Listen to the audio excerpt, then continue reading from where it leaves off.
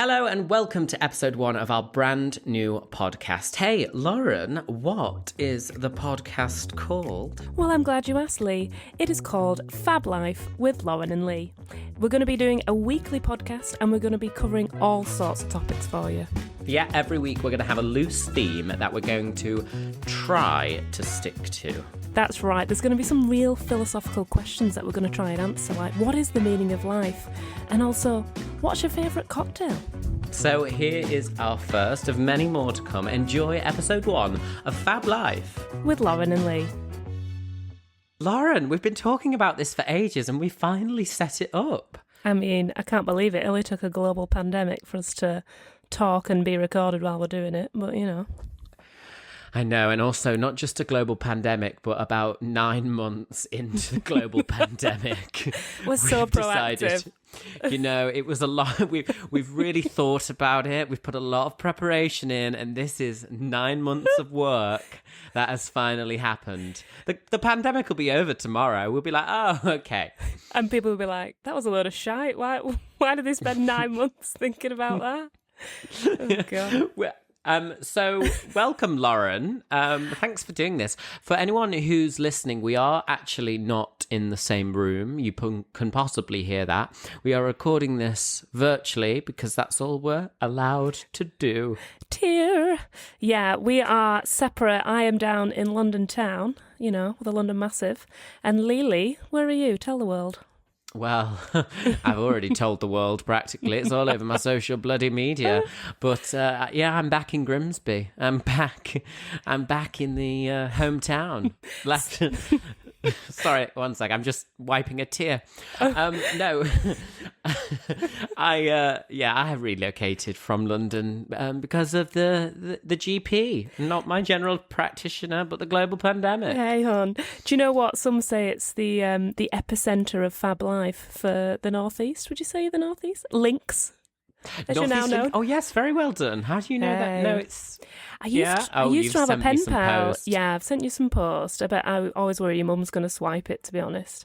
But I used to have a pen pal when I was a kid who used to live in Grimsby. So you've never told me this, have you? Have I not? It used to be Humberside. I know it's a weird. Yes, it did. It did. I know. So I know my counties weirdly well because Merseyside, where I'm from, used to be Lancashire. Ugh. I tell you what, you got to keep up to date. Didn't it? Yeah, I can never keep up with what our county is. Are we Humberside? Because and it's very confusing when you live around here because it's Humberside Police, yet we live in North East Links. I mean, if they want to send mixed messages, they're doing a great job. Do you know? They should work for government. Hey. Who? Yeah, they should. Well, in a way, they kind of do. Oh, shit. Just local government. Good at counties, not good at how the government works. Who was your pen pal? She was called Zara Smallwood. Shout out to Zara. She's listening. I've never known of anyone named Zara in Grimsby. Well, I mean, my mum will listen to this and she'll be like, you do know that she lived not in Grimsby, and I'll be like, oh, whatever, mum. But it was definitely Humberside. And we used to write all the time, send each other like chocolates and stuff. Do they still do pen pals? Not that I know of any, children who have pen pals, but do they? I don't hear of them anymore. What? No, do you know what they it's do? Email.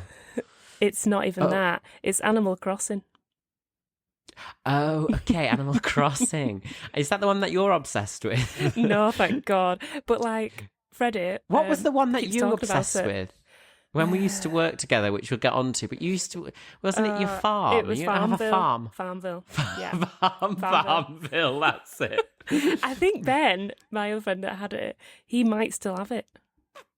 So what, Farmville? Yeah, so he must really have a lot of crops to sow, like he must be quite wealthy. Well, he must be busy during the GP, the global pan, because farmers, the panny D, the farmers have needed, they've been in such demand. Although I'd like to know his thoughts on Brexit, because has that affected him in Farmville? Don't get him started. I bet he can't get any fish either. I'm sick of watching fish programmes based in Cornwall or the outer island of Scotland.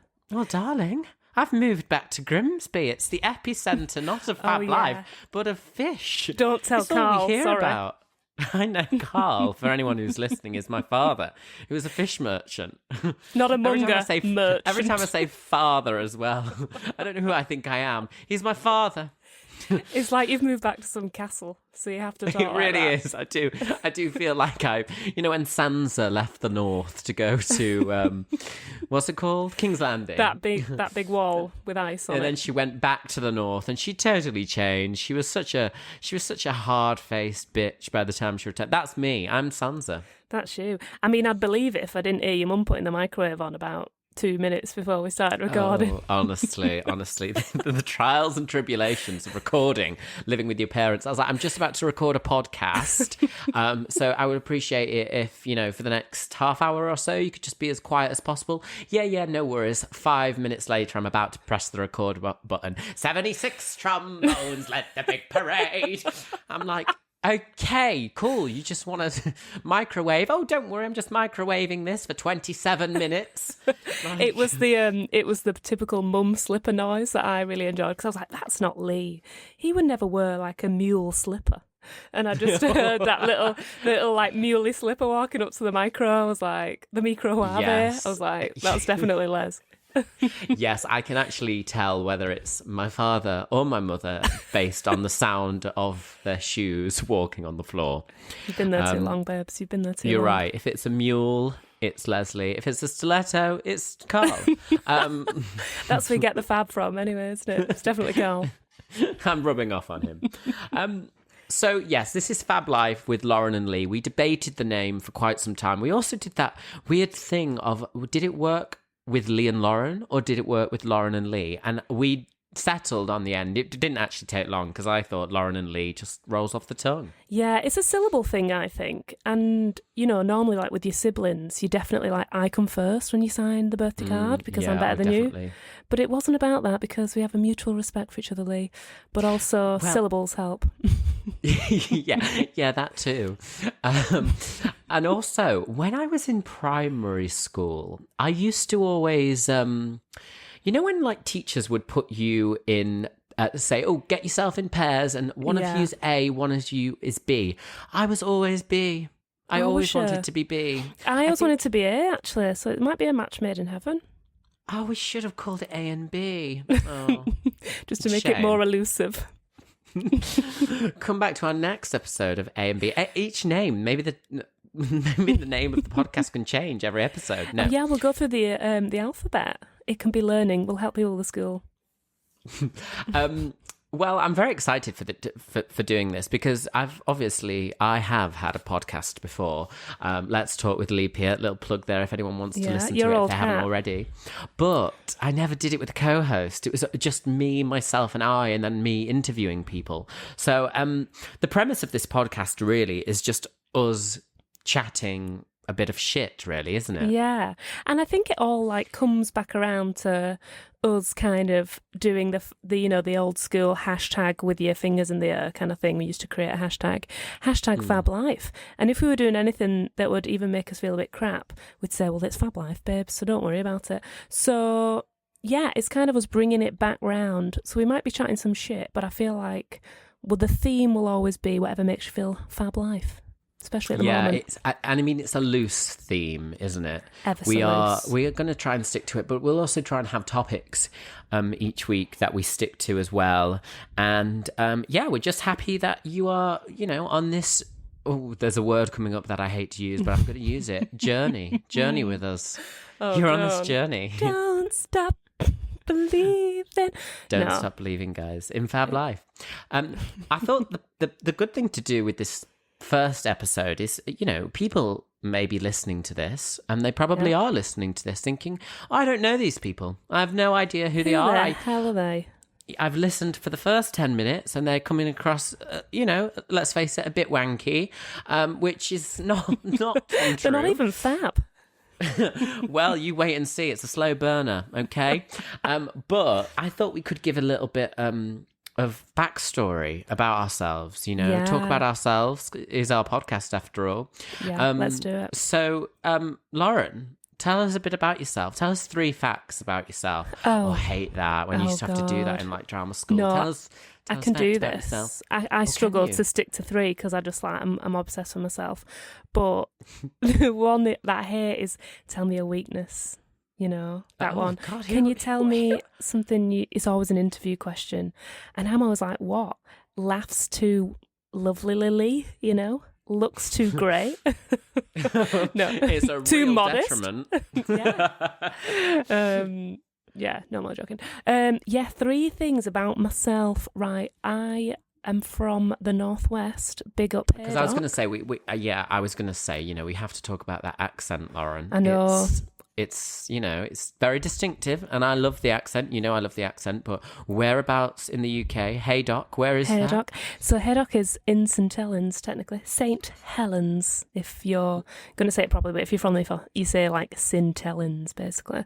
Johnny Vegas is basically the famous person we have. You know, is he from St Helens? Yeah, I used to see him in Cineworld all the time. Of course you did. Watching himself the pick and mix. No, he was just going to see films with himself in. Was he? I don't know. Apparently, when I was doing my GCSEs, he was filming The Libertine with Johnny Depp, and I was obsessed with Johnny Depp at the time.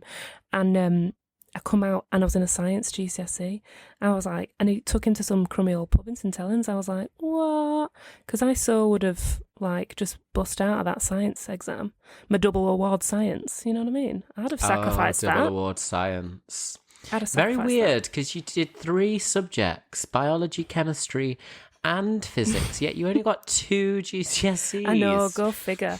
If I'd have not got into that physics class with the teacher with the hairiest arms I've ever seen, I would have not. You know what I mean? I would have missed that one. But was it a man or a woman?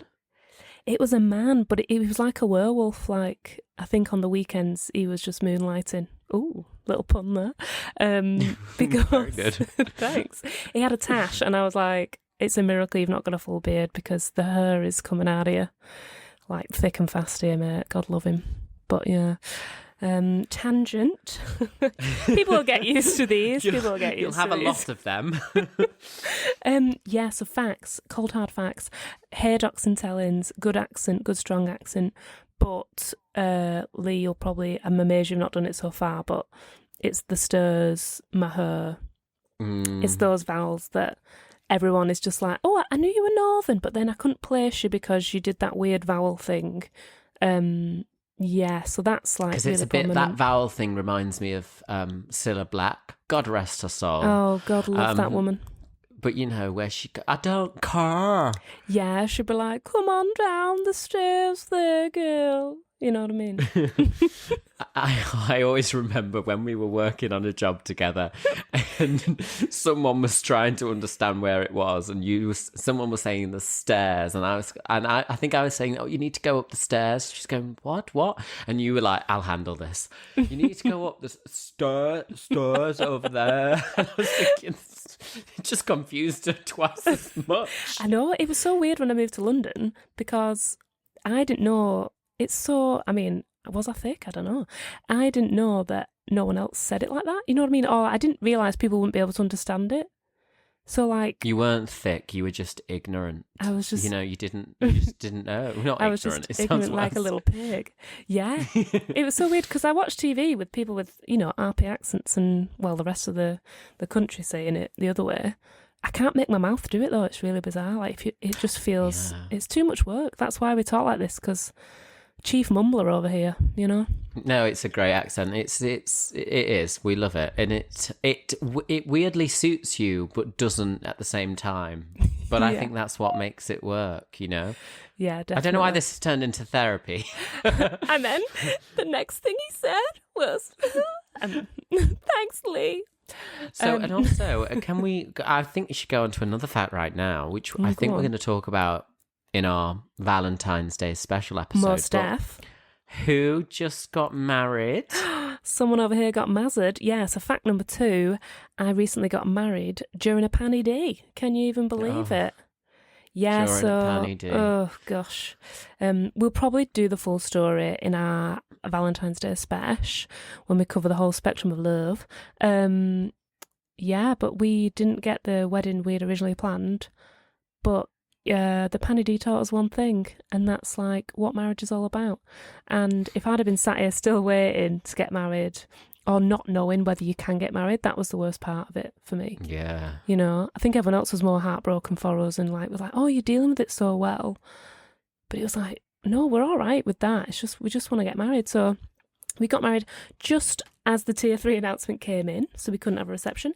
And Tier 4 came 2 days later, so we couldn't be more grateful that we got in. Yeah, that's kind of like it. They pulled it away slightly, but then actually probably after the wedding you thought, well, thank God. Yeah, could you imagine us stuck now? Like it'd be like June or something before. And I know other couples who are waiting now, and it's just that they're just not even planning the wedding because they can't, and that's like... You can't even get excited over it, can you? No, it takes all the fun out of planning your wedding, like, or what it's even about. And actually, I think getting married during the pandemic, in the middle of winter, at the town hall, and then having a cake in our flat was like, it just made you realise what you're excited about. And I think that's kind of lost for some people, and that's really, real rubbish. But yeah, definitely. That's a good fact, Lee. Thanks for that. What about your third fact, Lauren? What are you going to do for your third fact? God, I'm torn between two, actually. My third fact, I'm going to say that I've started a baking business. I think that's a bit different to the other facts. Yeah. Yes, of course. I forgot about that fact. Great fact. Yeah, you know what I mean? Get on dolly sticks. I've actually shut at the moment because of the pandemic, which is rubbish, because I don't know about you up in Grimmers, but London, I didn't get post for about 3 weeks, and it's postal, cake pops. So I just, the stress of that, I've had it like the post not arrived before. I can't tell you how stressful it is. People want their cake on time, Lee. People want the cake on time. Well, they can't have their cake and eat it too. You're going to be northern, you are northern, but extra northern by the time we're done with this, I think.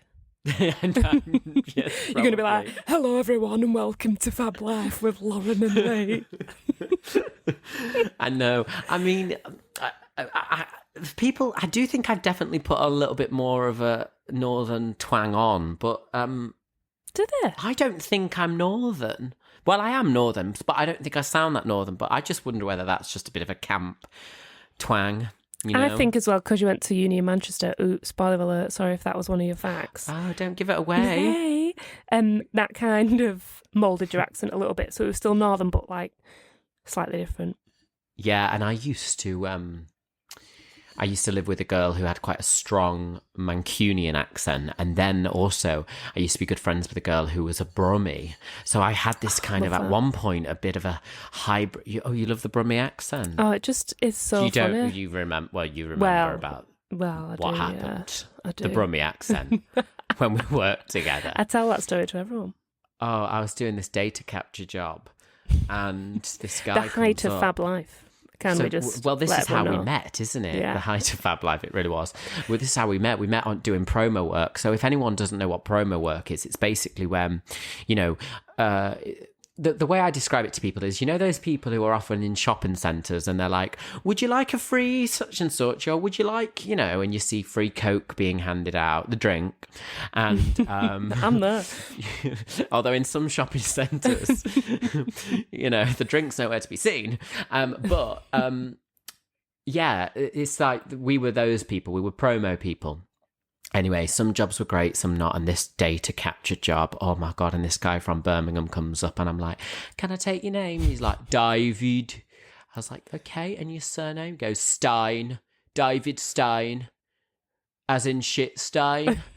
And can you remember how he didn't even say it ironically? He just kind of was like, that's how I say my name. You were trapped with him as well, though, in like a little like cubby thing where you were trialing the console or whatever it was. So you couldn't even like reach out and have a laugh with the colleague, whatever. And I saw you just like your eyes piercing into me, like, what do I do? It really was. I was like, thank you, David. And afterwards, you could have said wine stain. You could have said stain on the carpet, but no, shit stain. I was like, it excellent. Was awful. It was just, it stuck with me, David. David, if you're listening, I hope you think highly of yourself these days, or better than you did, because it just, to me, that suggested a severe lack of self-esteem. Yeah. You know? He didn't even laugh. It's wore him down, that name, I'll tell you that. Well, I just felt like he got that throughout his entire school life. So now he owns it. You know that thing where, when you own the joke, it's like when you walk in the room and you've got a big spot and you're like, all right, okay, let's get the elephant out the room. The elephant being this spot on my face. Okay, everyone can see it. And no one's seen the spot and they're probably never even going to mention it. But you're like, I'm owning this. He was owning it. He was owning his shit stain. He was owning it too far, though. It was dragging him down at the same time. God love the man. Anywho, God love him. That's my Cilla phrase. Actually, that's a real Scouse anti-phrase. That so I've already said it about 4 times. Cilla has come up twice so far. Is she going to be a running theme in this Fab Life podcast? Well, if you think about it, she was living the fabbest life of them all, speaking to our Graham. And, giving people surprises. It's fantastic. She was living it. She was living the dream. And then, even when she died, she was on her holidays. So she was doing something right. That must have been a great way to go. I think she was just having a massive party. Oh, yeah. You'd hope so with our Cilla. Yeah, maybe she'll come up in the Valentine's episode, because we could always do some blind date questions. Love those. You'd be good at them. Oh, yes, I'd love some blind date questions. When I was at work once in the audience of Loose Women, where I used to work before the GP. R.I.P. jobs. The panty. R.I.P. I asked for a random fact from the audience, and one of the facts that this girl gave was she was the first ever blind date baby. Now... What? I had that same reaction along with the rest of the audience, and it transpired that she was the first baby to be born from a couple who were set up on blind date, because most people who got set up on Cilla Black's infamous blind date, and here's a surprise for you, they didn't stay together that long. Yeah. How are you meant to stay with someone who you only know what kind of ice cream they'd be if they were an ice cream, Exactly. And some of those questions and those answers were terrible. I wouldn't have picked any of them. It was like Love Island back in the day, They were just trying to be like as sexual innuendo as they could, but in the 90s, so they couldn't really get away with it. So, and then, of course, Paul O'Grady, her best friend, took over, and all of a sudden, did you see the latest series? Gays were on it. Thank God. Oh, heaven forbid. Finally getting their chance. I wrote into Ofcom, I said, who has allowed this to happen? It was Channel 5, though, wasn't it? After. Oh, they're so ahead of their time, Channel 5. Why. They'll put any old thing on. I'm joking, guys. Don't write in, guys. At this point, I need to say, disclaimer, I am a homosexual man. I know that probably didn't come across. And also, Lauren is the most homosexual man you'll ever meet. Hey, if you want camp, come my way, guys. Come my way. Well, do you know, when we were thinking about the name of this podcast, something we've mulled over for 9 months in the making. Oh, God. That's how long it took us. But I did think camp. I thought something about camp, because, we both say we're camp. But then I thought, no, because you're not obviously camp. You surprise us with your campness. Yeah, sometimes it just really flows out of it. And I think it's hard when you can't see the person as well, because my voice doesn't really go a lot, like, you were saying before, like, my accent's quite strong and it's quite low, my voice. So it doesn't really go the way I look and the way I, like, gesticulate, Yeah, and I'm the same, like, with my voice, you just can't tell. No, I would say, like, I don't know, like, rugby player or voiceover artist for Lynx adverts or something like that. Yeah, I sound like I've just stepped off a truck, don't I? And I've gone, let's put some... gas in the tank. What? Hey, someone drives a lot. So someone does. In America, evidently. Hey, just pulled over on the freeway to get some gas. Oh, Jesus. Yeah, don't do that over here. You'll put, like, helium in or something. Yeah, probably. I'll just call an Uber. You'd be too pissed to drive anyway, let's be honest. Oh, well, I started... that's going to be another topic. We'll talk driving lessons one time, because I started them again. Can you drive? No. That No, could you have been one of my can't, facts. can I you? can't. Well, I learnt to and then just didn't pass my test. And then I moved to London at 18, so I've never needed it. And like a lot of my friends who live in London who can drive, when they go home, they don't, because they just don't do it. It's just like too daunting to do it, you know, like going to more. Yeah. And when you're up like near where I'm living, if you want to get anywhere good, you have to go on a dual carriage. You know, you have to go on like really busy roads. So it's like, oof, be a bit scary. I hate them. There's a lot to think about on those busy roads. Oh. You can drive though. I can drive, but not very well. Great. Yes, I can drive. And when I came back to Grimsby, I decided that I wanted a car for freedom, which kind of just... I'm literally just sat here thinking now, what did happen to that plan? Because I never got freedom one. of a car?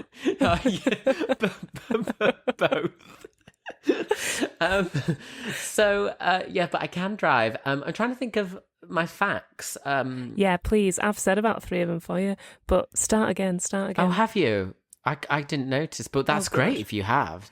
Well, I'm a stand-up comedian, warm-up artist, odd presenter, act here and there. What else? I do have a fear of bridges. That's always my go-to fact whenever... Yes, but I don't know until I'm on the bridge. Going over. I was going to say, I hope it's not going under. No, it's not going under. I'm fine going under. It's going over bridges. And I really do struggle with them. The Humber Bridge being one of them. That's a biggie though. It's, you know, that's not just a bridge over a motorway. It's quite a big deal. Well, do you know where I think this fear has come from, actually? I'll tell you. When I was young, I often had to go to Hull Royal Infirmary for some operations. So we often had to take that bloody bridge. One time we were meant to go, the bridge shut. Oh, it was a historic day over in this region in North East Links, probably Humberside at the time. But it was historic because the bridge never closes. You don't close the bridge for anyone. Anyway, it had to close. Well, yeah, it was Mother Nature. The wind was dreadful.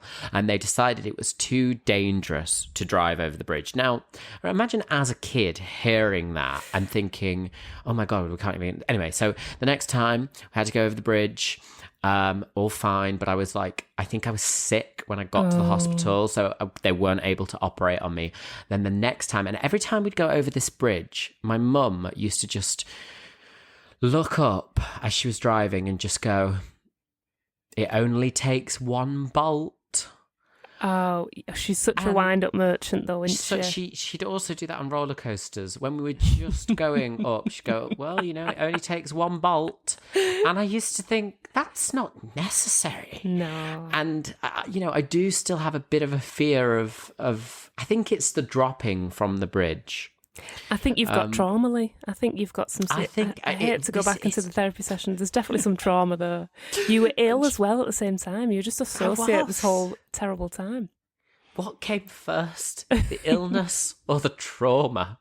Did the trauma bring on the illness? This is something we really need to think about. I need to talk to you about therapy as well, because have I told you about the time I had therapy? Now that's another story for another day. No, that is a story for... You did, but... I can't remember when that was. Oh, yeah. No, I do remember. It was last year.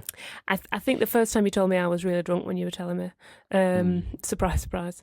But, yeah, let's do a deep dive onto therapy, because I've never had it, actually, but I know, like, a lot of my close friends are having it, or I've had it, and I recommend it to everyone like I'm some guru. But, yeah, it's pretty great. Pretty life-changing. And that was my third fact. I've had therapy, so... Woo! No, what's my third fact? I'm so rubbish at these facts. I've just got into chess. I'm really into chess. You are really into chess. Have you... Bit of a tangent, but have you watched a film called... what's it called? Chess? No. You want to lose your only threat? No, that's another episode. I mean, Elaine Page and Barbara Dixon, that's their own episode, isn't it? We are really putting in these teasers right now, guys. If you want to wait for that anecdote about Chess the Musical, then just you wait. Okay? No, it's just, it's a mockumentary called, like... Crap. We watched it the other week. I love a mockumentary. Yeah, and it's so good though because it's half of them aren't actors, and it's about chess, and it's like set in the 80s in some seedy hotel like in America, and it's basically like all these nerds from different universities bring their computers, and they're trying to program their computer to beat a human at chess, and they all think it can't happen. I can't remember what it's called, but it was made a few years ago, but it's all shot on like a whatever bit camera that was used in the 80s, so that's why it looks legit as well, because you're like, it's proper shady. But it's really funny because there's just some really awkward moments in it, and there's like a sex worker who's always hanging out outside the hotel and stuff. It's great. Well, that was the narrator's commentary. Yeah, you don't need to watch it now. You don't need to watch it. You've watched it. All of that away. Don't even know what it's called. I can't remember. Can't be that good. You were so enthralled in the plot, you didn't even think of the name. It doesn't need a name. It doesn't need a name because there's no other show clearly like it. Well, obviously, I got into chess because of Queen's Gambit. Well, I've watched the first episode. Shut up, it's so your thing. I know. I'm so bad at watching Netflix, like I'm committing. So bad at that as well. Committing. Because the first episodes are normally crap. I watched the first episode of Bridgerton as well, and I feel like some people just watch it so they can talk about something on their Instagram. Because I watched it and I was like, this is nothing we haven't seen before, guys. Yes, do you know what? There is definitely, social media does have a lot to answer for over the kind of peer pressure of watching shows just because everyone's talking about it. And I tell you what, I haven't watched, and I don't think I ever will. I haven't seen Tiger King. Now that was one I loved. I love that. But in my defence, I'm more of a documentary kind of gal than a drama, Yes, I would agree with that. So I really got into that, and I think I watched it just before the hype because it was really heavily advertised on Netflix, like at the top, and it was right at the start of lockdown, so it's like, let's get into it. So I think it was the timing for that as well. But it's proper mad, like it is. But you do ride that wave, you learn the dance, you're swearing at Carol Baskin on Twitter, all the things, like, and then when it's over, there's something else, isn't there? So I'm just waiting for that Bridgerton wave to, subside because it's really dull. Yeah, no, I did like Bridgerton, but it was quite easy. But apparently it is just like a Regency Gossip Girl. So, yeah, if you've seen that before, then you're not going to be, blown away by the originality. Lauren, we've talked for a decent amount of time now. It's come to the end of our episode. Can you believe it? We've already done episode 1. I can't even believe it.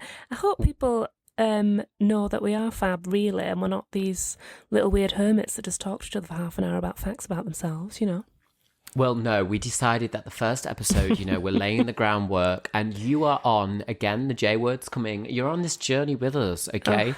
Love a journey. We love a journey.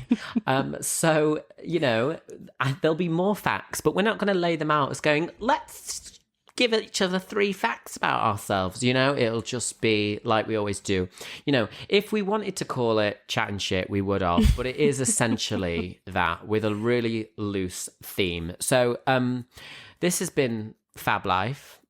With Lauren and Lee, of course. Very good there, Lauren. Thanks, remember the order. And I thought that as well. In my head, I said Lee and Lauren, and I thought, no, it's not. It's Lauren and Lee. I've got it written down. Spoiler alert. I've got it written down so I'll remember.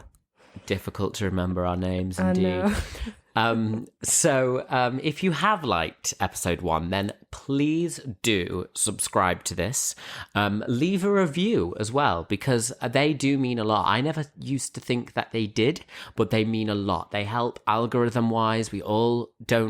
None of us know what an algorithm is, but we know that an algorithm is important in today's society. We might never know. But I don't think we will know. Give it all the stars, and also share it. Hit that share button. Share it. Share it. Oh, I'm definitely going to be the person that says share at the end of every episode, just so you can all listen to that lovely version. Oh, I'm already thinking of merch, or as you'd say, merch. Merch. No, but please do, and please stick with us. Yes, it's episode 1, Fab Life with Lauren and Lee. Thank you so much. Thanks, guys. Speak to you next time. Bye. Bye.